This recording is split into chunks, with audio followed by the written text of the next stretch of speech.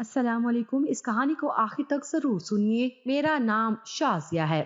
میں فطرتاً ضدی تھی، جو جی میں آتا کرتی تھی۔ میرے دونوں بھائی بہت اچھے اور فرما بردار تھے، مگر میں اپنے من کی کرتی تھی۔ والدہ سمجھاتی لیکن کسی کی نہ سنتی، صرف اپنے دل کی سنتی، اپنے دل کی ہر بات مانتی تھی۔ گھر والے میرے اس رویے کو نظر انداز کر جاتے، لیکن اسکول میں ٹیچرز مجھ سے تنگ تھے، کیونکہ جی چاہتا تو اسکول کا کام کرتی، دل نہ کیا نہ کرتی، سزا بھگت لیتی۔ مجھے علم تھا کہ یہ عادت اچھی نہیں، مگر میں اپنی اس عادت کو چھوڑ بھی نہ سکتی تھی، جیسے کہ دل پر قابو پانا میرے بس کی بات نہ ہو۔ اکلوتی اور چھوٹی اولاد ہونے کی وجہ سے بابا جان مجھ پر سختی نہیں کرتے تھے۔ وہ امی سے کہتے کہ بیٹیاں نازک ہوتی ہیں، ان پر سختی نہیں کرنی چاہیے۔ والد صاحب سے جو بات کہتی وہ مان لیتے، اسی طرح میرے بھائی بھی میری ہر فرمائش کا مان رکھ لیتے تھے۔ اب میری عادت ہو گئی کہ ہر شخص میری بات مانے، کوئی نہ مانتا تو مجھے بہت غصہ آتا، میرا سارا دن موڈ خراب رہتا۔ ایک دن جی چاہا کہ آج ناصرہ میرے ساتھ گاڑی میں اسکول جائے۔ ہمارے گھر کام کرنے والی عورت خالہ شبو کی بیٹی ناصرہ میری ہم عمر تھی۔ امی جان نے اسے بھی اسکول میں داخل کروا دیا تھا، یوں میرے ساتھ ہی پڑھتی تھی۔ تاہم ہم علیحدہ علیحدہ اسکول جاتی تھی، میں اپنے بھائی کے ساتھ گاڑی میں اور ناصرہ اپنی ماں کے ہمراہ پیدل اسکول پہنچتی تھی۔ جب لڑکیوں نے مجھے ناصرہ کے ساتھ آتے دیکھا تو پوچھا کہ تم دونوں آج اکٹھی کیوں آئی ہو؟ بس میرا دل چاہا کہ ہم ساتھ چلیں، اس لیے اکٹھے آ گئے۔ وہ میرے جواب پر لاجواب ہو کر رہ گئی۔ خالہ شبو صرف ہمارے گھر پر ہی نہیں، دوسرے کے گھروں میں بھی کام کرتی تھی۔ ناصرہ کے 2 بھائی تھے اور وہ اکلوتی بیٹی تھی۔ ہم دونوں روز ملتے، یوں ہماری دوستی ہو گئی۔ وہ پڑھائی میں تیز تھی اور ہوم ورک کرنے میں روزانہ میری مدد کر دیتی تھی۔ ناصرہ کا گھر کچا اور بوسیدہ تھا۔ یہ تنگ مکان ان کے دادا کا تھا، جو ورثے میں ناصرہ کے باپ کو ملا۔ اس کے والد سے زندگی نے وفا نہ کی، مگر اس تنگ اور بوسیدہ گھر نے ضرور وفا کی، اور وہ اب اس میں سر چھپائے ہوئے تھے۔ ناصرہ کا گھر ہمارے گھر کے قریب ہی تھا، گلی ایک تھی مگر تھوڑا سا فاصلہ تھا۔ اسی وجہ سے خالہ شبو کو جب کسی شے کی ضرورت ہوتی ہمارے گھر آ جاتی۔ امی پرانے وقتوں سے ان لوگوں کو جانتی تھی، ان کی مدد کر دیتی اور عزت سے بات کرتی تھی۔ خالہ شبو کہتی تھی کہ میرا آپ لوگوں کے سوا کوئی اور نہیں ہے، اگر آپ کا آسرا نہ ہوتا تو میں کب کی یہ محلہ چھوڑ کر کہیں اور جا چکی ہوتی۔ ان کا کہنا بھی ٹھیک تھا، ان کے کچھ رشتے دار تو تھے مگر مفلسی کے باعث وہ ان کو منہ نہیں لگاتے تھے۔ سچ کہا ہے کسی نے کہ غربت اوڑھنا بچھونا ہو جائے تو پھر غریب کا کوئی رشتے دار نہیں رہتا۔ ایک دن ناصرہ نے مجھے بتایا کہ جب وہ اسکول سے لوٹ رہی تھی تو ایک لڑکا گلی میں ملا اور رو کر پوچھا، تمہارا نام کیا ناصرہ ہے؟ حیران رہ گئی کہ اس اجنبی لڑکی کو میرا نام کیسے معلوم ہوا۔ خوف زدہ ہو گئی کہ اس سے پہلے وہ کچھ اور پوچھے میں بھاگ کھڑی ہوئی۔ یہ بات بتاتے ہوئے وہ پسینہ پسینہ ہو رہی تھی۔ تبھی میں نے اسے تسلی دی کہ پریشان مت ہو، یہ لڑکوں کی عادت ہوتی ہے کہ وہ اکیلی لڑکی کو دیکھ کر بات کرنے کی کوشش کرتے ہیں۔ اس نے کہا، اکیلے اسکول جانا میری مجبوری ہے، امی کو صبح کام پر جانا ہوتا ہے، مجھے اسکول چھوڑنے جاتی ہیں تو انہیں دیر ہو جاتی ہے تو باجی ناراض ہو جاتی ہے۔ جس گھر میں یہ کام کرتی ہے اب تو واپسی میں بھی اکیلے آنا پڑتا ہے۔ ناصرہ کے بھائی چھوٹے تھے، اسے چھوڑنے نہیں جا سکتے تھے۔ میں نے کہا کہ کل سے تم میرے گھر آ جانا، ہم اکٹھا پیدل چلی جایا کریں گی اور واپس بھی ساتھ ہی آ جایا کریں گی۔ یوں ہم اب ساتھ اسکول آنے جانے لگی۔ ایک روز اکٹھی گھر لوٹ رہی تھی کہ ناصرہ نے مجھے بتایا، دیکھو یہ وہی لڑکا ہے جس نے میرا نام بتایا تھا۔ تبھی مجھے شرارت سوجی اور میں نے اس کے قریب جا کر کہا، مسٹر سنو، تم دوسروں کے نام تو معلوم کرنے کے چکر میں رہتے ہو، ذرا یہ تو بتاؤ کہ تمہارا نام کیا ہے؟ میرا نام ناصر ہے، اس نے ترنت جواب دیا۔ میں سمجھی کہ اس نے اپنا نام ناصر اس وجہ سے بتایا ہے کیونکہ ناصرہ میرے ساتھ تھی، جس کا نام وہ کسی طور پر جان چکا تھا۔ اس کی شرارت پر میں مسکرا دی اور کہا، واہ بڑے حاضر دماغ ہو۔ یہ کہہ کر ہم آگے بڑھ گئے۔ حالات اور خاندان کا انسان پر بڑا اثر ہوتا ہے۔ میں چونکہ خوشحال گھرانے سے تھی، مجھ میں جتنا اعتماد تھا اتنا ناصرہ میں نہیں تھا۔ غربت اور ماسی کی بیٹی ہونے کی وجہ سے وہ احساس کمتری کا شکار تھی، ساتھ ہی بزدل بھی تھی۔ حالانکہ مجھ سے کہیں زیادہ خوبصورت اور ذہین تھی، پڑھائی میں اول جا رہی تھی، مگر جب کسی سے بات کرنی ہوتی تو اس کی آواز نہ نکلتی، کوئی ذرا اونچے لہجے میں مخاطب کرتا تو خوف زدہ ہو جاتی۔ مجھے وہ اس لیے پسند تھی کہ میری تابعداری کرتی تھی، وہ میرے حکم کی غلام تھی۔ ظاہر ہے ہماری نوکرانی کی بیٹی تھی اور ہمارے خرچے پر تعلیم حاصل کر رہی تھی تو کیوں نہ احسان مند ہوتی۔ میں نے محسوس کیا کچھ دنوں سے وہ چپ چپ رہنے لگی ہے۔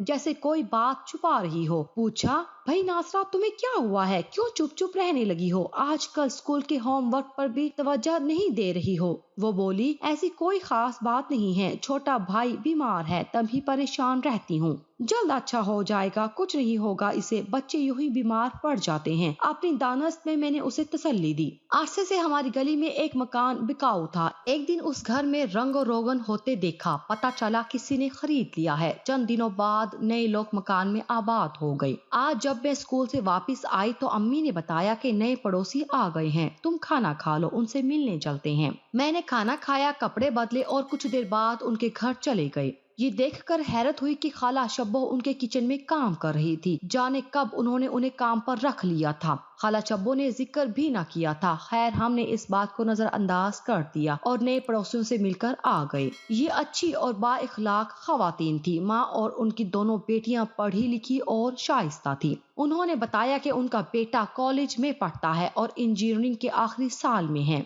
ये एक मुख्तसर फैमिली थी। हमने शुक्र अदा किया कि ठीक लोग हमारे पड़ोसी हुए हैं, क्योंकि पड़ोसी अच्छे ना हो फिर तो मुश्किल हो जाती है। दूसरे रोज नासरा से स्कूल में बात हुई। बातों बातों में उसने कहा कि तुम नासिर के घर गई थी। कौन नासिर? मैंने सवाल किया। कहने लगी, वही जो गली में हमें मिला था। अच्छा वो? मेरे तो जहन से ही उतर गया था। मैं कब उसके घर गई हूँ? भला मुझे क्या मालूम कहाँ रहता है।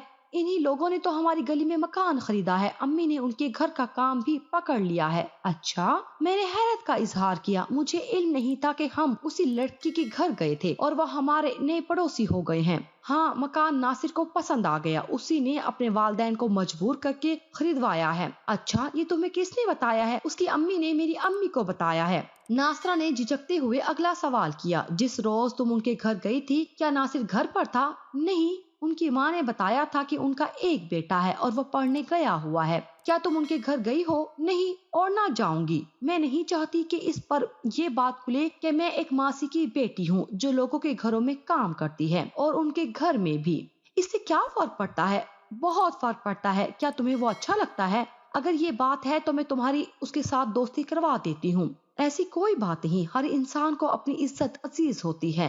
फर्ज करो वो मुझे पसंद करता हो, तब क्या? मैं कोशिश करूंगी कि तुम्हारी उसके साथ शादी करवा दूं। मेरे साथ?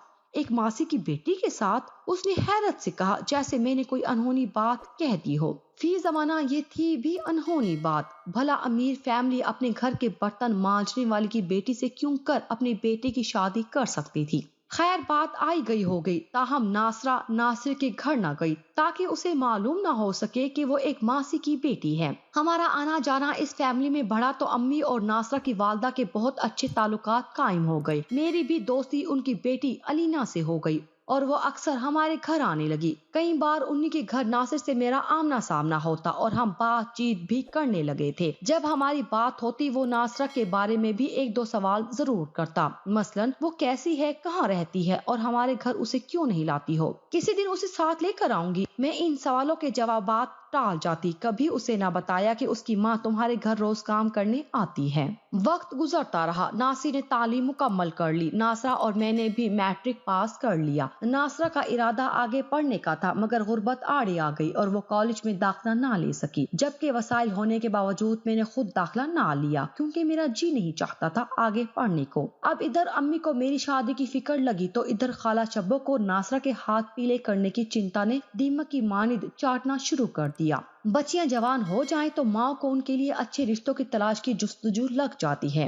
एक दिन अम्मी ने नासिर की वालदा से मेरे रिश्ते के लिए तस्करा किया। उन्होंने कहा, अगर आप पसंद करें तो मैं नासिर के लिए आपकी बेटी का हाथ मांगना चाहूंगी। वालदा ने खुश होकर कहा, मैं शाजिया के वालिद से मशवरा कर लूं, आपको इंशाल्लाह हाँ में जवाब दूंगी। गुमान में भी न था कि मेरी तकदीर नासिर के साथ बंधी हुई है। जब वालदा ने मंगनी का बताया तो हैरान जरूर हुई, मगर इनकार नहीं किया, क्योंकि उनके घर आने जाने की वजह से अंदाजा हो गया कि ये अच्छे और प्यार करने वाले लोग हैं। नासिर की बहनों से मेरी दोस्ती थी और उसकी माँ भी मुझे चाहती थी। गौर किया तो नासिर में भी कोई बुराई नजर न आई, बल्कि खूबियाँ ही नजर आईं। वो इंजीनियरिंग में पोजीशन लेकर पास हुआ था और खूबसूरत होने के साथ साथ दौलतमंद बाप का बेटा था। बहरहाल बड़ों ने आपस में मामलात तय कर लिए। यूं मेरी उसके साथ मंगनी हो गई और शादी 2 साल बाद होना करार पाई। मेरी नासरा से मुलाकात हुई तो उसे खुश होकर बताया, लेकिन वो इस खुशखबरी को सुनकर खुश ना हुई बल्कि खामोश हो गई। तब मैंने कहा, क्या तुम इस खबर पर खुश नहीं हो? बोली, ये बात नहीं है। दरअसल मेरी अम्मी ने भी मेरी मंगनी की तारीख रख दी है।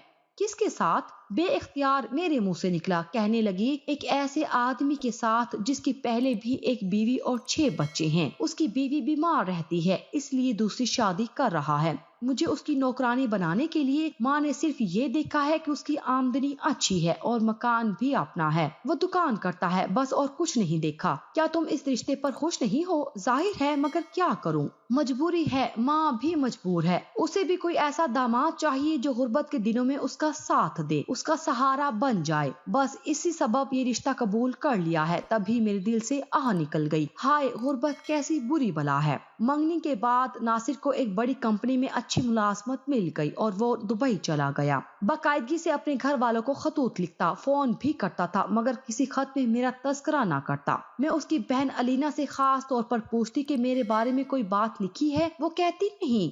एक दिन अलीना ने मुझे कहा कि मैं तुम्हें उसका पता देती हूँ, तुम उसे खुद खत लिखो। क्या खबर वो हिचकिचा रहा हो? तुम्हारा खत जाएगा, इस तरह तुम्हारा राब्ता शुरू हो जाएगा। अलीना के कहने पर मैंने नासिर को 2-3 खतूत लिखे और फोन भी किया, मगर उसने जवाब ना दिया तो मेरा दिल बुझा बुझा रहने लगा। मेरी एक सहेली ने ब्यूटिशियन का कोर्स किया था और फिर वो दुबई चली गई। वहाँ उसने अपना पार्लर खोल लिया। मैंने उससे राब्ता किया और यूं हमारी फोन पर बात होने लगी। सोहा को बताया, मेरा मंगेतर दुबई में है, जी चाहता है कि दुबई आ जाऊं। वो बोली, वेलकम, जरूर आ जाओ, लेकिन ब्यूटिशियन का कोर्स करके आओ तो ज्यादा अच्छा रहेगा। मेरी नासिर से मंगनी को 1 बरस हो चुका था, मगर वो यहाँ आने का नाम नहीं ले रहा था। मेरे अलावा अम्मी बाबा भी परेशान थे और जब उसके घर वालों से बात करते वो भी गोल मोल जवाब देते। इन्हीं दिनों नासरा से मुलाकात हो गई। उसने बताया कि उसकी सोतन बहुत सफाक और हासिद औरत है। उसे छोटी छोटी बातों पर मारती है। शोहर भी उसे अहमियत नहीं देता, बल्कि अपनी बड़ी बेगम की शिकायत पर धुनक कर रख देता है। इस बार जब उसने माँ के घर जाने का कहा तो शोहर ने इतना मारा कि वो मरते मरते बची। तभी उसकी माँ ने तलाक दिलवा दी है। आजकल वो मैके में है। उसकी दास्तान सुनकर दुख हुआ। सोचा कि गरीब लड़कियों के नसीब भी कम अच्छे होते हैं। हम नासरा के घर गए। उसकी माँ ने बताया कि वो ये घर बेचकर कहीं और जा रही है क्योंकि इलाज करवाना है और रकम दरकार है। नासरा बहुत बीमार है, खून की कमी हो गई है। बात दरअसल ये थी कि वो अपने साबिक दामाद से खौफजदा थी। इसी वजह से घर बेचकर किसी और नामालूम जगह शिफ्ट होने का सोच रही थी। मैंने पूछा, नासरा कहाँ है? कहने लगी कि अस्पताल में है, मुझे भी ले चलो खाला, मैं उसे देखना चाहती हूँ। बोली, 1-2 दिन मैं तुम्हारे पास आऊंगी और तुम्हें उसके पास ले जाऊंगी। फिर वो रोने लगी। कहा कि मैंने अपनी बेटी के साथ बड़ा जुल्म किया है। बड़ी उम्र के आदमी से उसकी शादी कर दी, सौतन पर ब्याह दिया। मेरी बच्ची मरते मरते बची है। अब उसे खून की बोतलें लग रही हैं। इसकी बात के चंद रोज बाद नासिर की वालदा हमारे घर आई और बताया कि नासिर आ रहा है। हम सभी खुश हो गए। मेरा दिल इस खबर से शाद हो गया कि अब मेरी किस्मत में बहारों के फूल खिलने वाले हैं। मगर तकदीर कोई और फैसला कर चुकी थी। नासिर ने आते ही शादी से इनकार कर दिया। कहा कि फिलहाल वो शादी नहीं कर सकता क्योंकि कंपनी की तरफ से अमेरिका जा रहा है। 1 साल बाद जब आएगा तो शादी होगी। ये हकीकत जानकर हम सब पर ओस पड़ गई। वो चंद दिन रहकर दुबई लौट गया। उसने मुझसे फोन पर बात करने की जहमत गवारा ना की तो मेरे दिल में खटका हुआ कि जरूर दाल में कुछ काला है। मैं मन मौजी किस्म की लड़की थी, जो जी में आता था करने की ठान लेती। लिहाजा मैंने 6 माह का ब्यूटिशियन का कोर्स किया और सोहा को फोन किया कि दुबई में मेरे लिए जॉब देखो। वो बोली, तो मेरे पार्लर पर आ जाओ, तुम्हारे वीजे का इंतजाम मैं अब्बू से कहकर करवा देती हूँ। घर वालों की शदीद मुखालफत के बावजूद मैं ना मानी और दुबई जाने की जिद जारी रखी। मजबूर होकर उन्होंने सोहा के पास जाने की इजाजत दी। दुबई पहुंची तो सोहा ने गर्मजोशी से इस्तकबाल किया, अपने घर ले गई। मेरा मकसद दरअसल नासिर की हकीकत मालूम करना था, क्योंकि मुझे लगा वो अमेरिका जाने का झूठ बोलकर गया है। सोहा की मदद से बिल आखिर मैंने उसका खोज निकाल लिया और जब उसके घर पहुंची तो हैरत से मरते मरते बची। उसके घर में नासरा उसकी बीवी की हैसियत से मौजूद थी और उनका एक बच्चा भी था। अब समझ में आ गया कि क्यों खाला शब्बो ने हमारे मोहल्ले का अपना घर बेचा और मुझे क्यों अस्पताल की अयादत के वास्ते ना ले गई। सबसे हैरत की बात ये थी कि खुद नासिर के वालिदैन को भी इसका इल्म ना हो सका कि नासिर पाकिस्तान कई बार आता रहा। नासरा से शादी खुफिया तौर पर करके उसे 1 साल कबल दुबई ले गया और मुझसे शादी से इनकार कर गया। मैंने नासिर से कहा, तुमने ये क्या किया? तुमने मुझसे शादी करना थी। वो बोला, अब भी अगर तुम नासरा और मेरे बच्चे को कबूल कर लो तो मैं तुमसे शादी के लिए तैयार हूँ। कुछ शर्म करो, तुमने मुझे और मेरे घर वालों को ही नहीं अपने वालदैन को भी धोखा दिया है। मैंने अपने वालदैन को हरगिज धोखा नहीं दिया, उन्हें बता दिया था कि मैं नासरा से शादी करना चाहता हूँ। इसी की खातिर तुम लोगों की गली में मकान खरीदा था, लेकिन जब अम्मी अबू को इल्म हुआ कि वो एक नौकरानी की बेटी है, उन्होंने शिद्दत से मेरा मुतालबा रद्द कर दिया। बल्कि उन्होंने मुझे आमादा किया कि मैं तुमसे शादी कर लूं और फिर जबरदस्ती मेरी मंगनी तुमसे करा दी। तो मैंने भी ठान ली कि ये अपनी सी कर ले, मगर मैं भी अपनी सी करके रहूंगा, क्योंकि मैं वही करता हूँ जो मेरा दिल कहता है, बिल्कुल वैसे ही जैसे तुम भी तो वही करती हो जो तुम्हारा दिल चाहता है।